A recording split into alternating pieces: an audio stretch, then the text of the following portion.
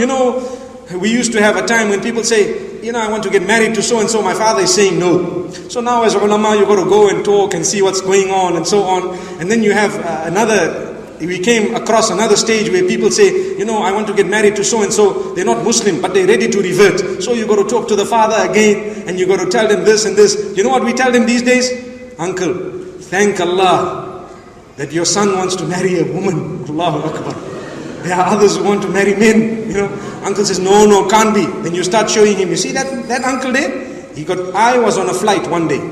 I met a man and I greeted him and so on. I was coming from Cape Town. And he told me, I said, what's your name? He says, Sulaiman. I said, oh, mashallah, this, that, what. And we got talking. And he started speaking about things. I told him also, how many children do you have? He looked about 60.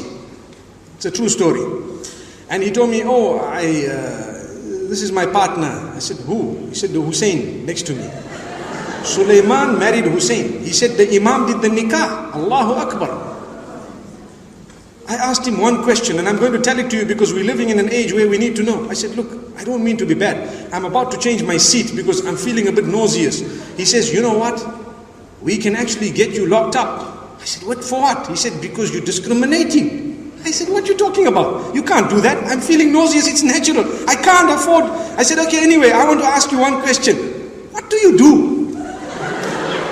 He told me, stop intimidating. Stop.